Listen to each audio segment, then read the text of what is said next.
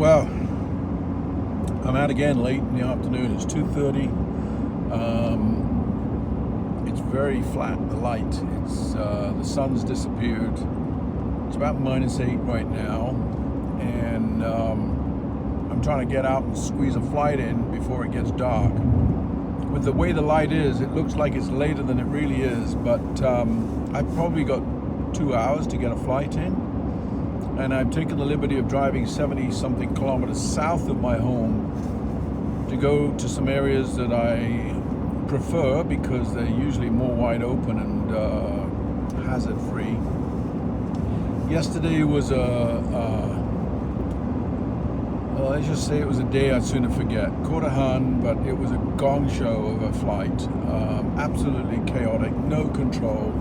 There must have been 30 plus Huns, at least 3 coveys in this cover that I had only anticipated one. And everything went to hell in a handbasket. No control on the flush, singles popping out like popcorn. It was an absolute disaster.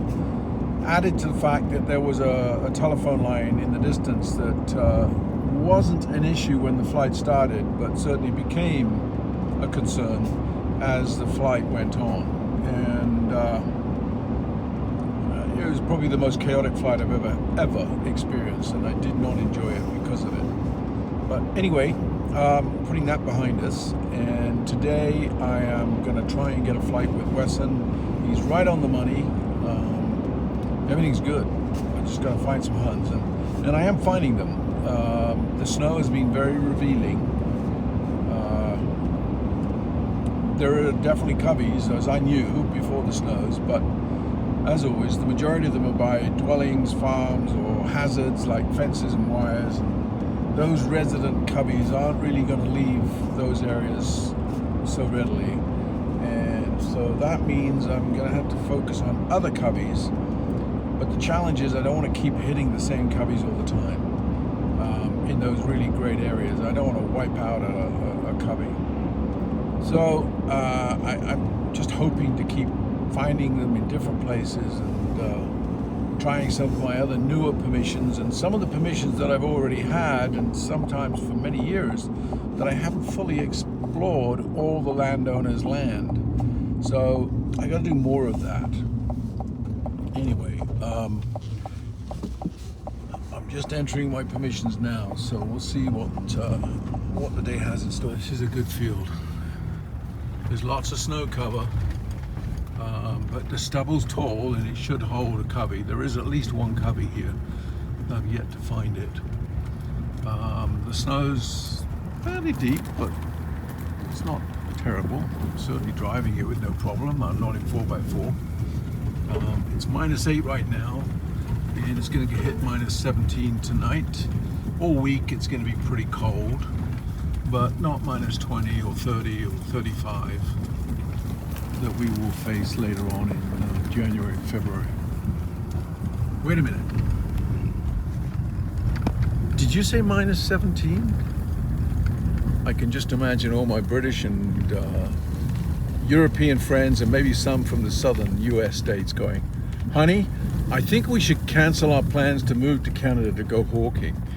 We can't wear shorts and t-shirts." Anyway, yeah, it's going to get cold, and I'm having to get used to it every year. And you get used to it. But the birds fly really well in it. You just got to grow thick skin and long hair on your body, and you'll get used to it. Just going to get this bird up in the air.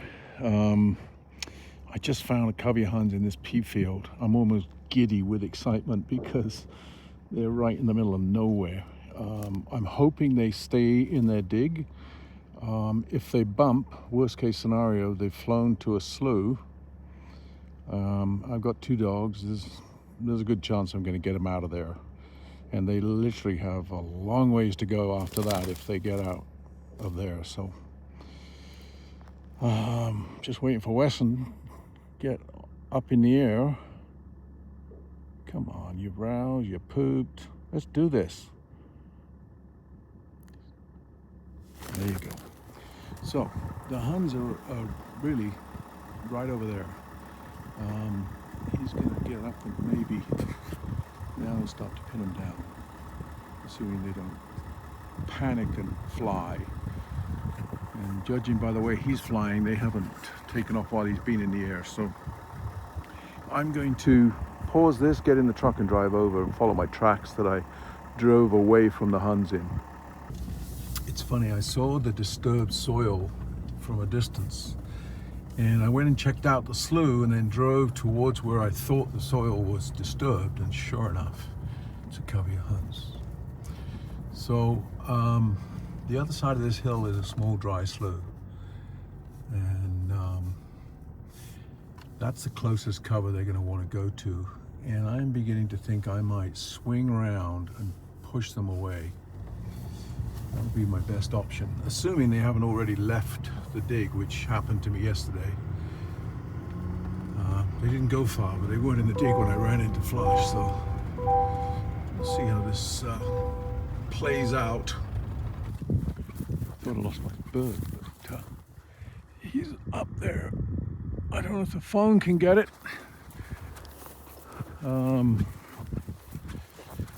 Anyway, 50, 60 yards maybe, the Huns. If they're gone, then I've got to turn around and let both dogs out and look in that slough. There they are. They're over here. This is going to be pretty cool. I think I can see the shape of a Hun. They're sitting tight. Let's just check Wesson. Oh yes, he's up nice. Get him! Oh, look at him go. They're going a perfect way. See that stoop? Oh, yeah, there. He hit one, went on the ground on it. Trail of feathers, probably chasing it to cover. Oof. And he hit a second one, chasing it on the ground.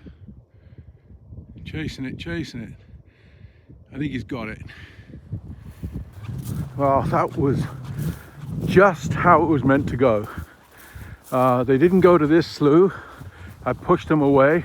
I can see him sitting out in the snow out there. That was a hell of a flight. There might still be a Hun somewhere around here that he hit down. Milo might pick it up, I'm not sure. But he's sitting on the Hun he caught, the second one anyway. I have no idea where the first one is, but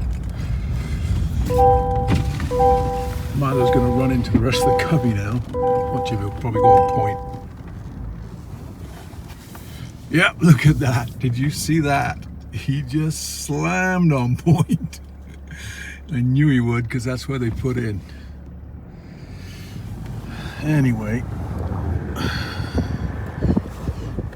I'm glad I was able to get to him quick enough, because this is kind of owl o'clock, and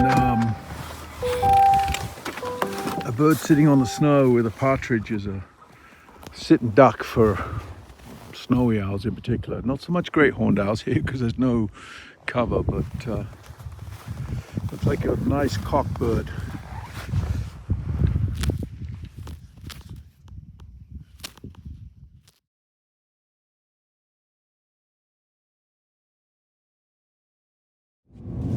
Wow, my fingers are feeling the cold now. -8 or 9 in the car's not so bad, but when you get out walking in that for quite a period of time, you feel it, and my fingertips are numb, hence I've got a heated steering wheel. That was a great flight. I had a hunch there might be a covey Huns in that pea field, and boy was I right. They were in the middle of nowhere. I hope the video shows. Wesson was about 650 feet, which is a decent pitch. I would like to have a couple of 100 feet higher, maybe more, but to be honest, there is a bit of a ceiling. I could see him, but you know, he was in and out of the cloud. But boy, what a great setup. They flashed and they went exactly where I wanted them to go. Straight east over the open pea field, 500-600 yards, I think, to where the the dugout was with the heavy cover, and he cut one down right away. Wasn't sure if it was the same one or he cut down a second one, but he caught the second one before it got to cover. I did walk back to check if there was an injured hun. I didn't see one, but I saw the point of impact in the snow. I don't know when that hun moved, whether it was during the flight or if it was indeed the same one that somehow got up. I don't think it was, because of the way he hit it and then his outrun. It wasn't like he was coming back in on the first one.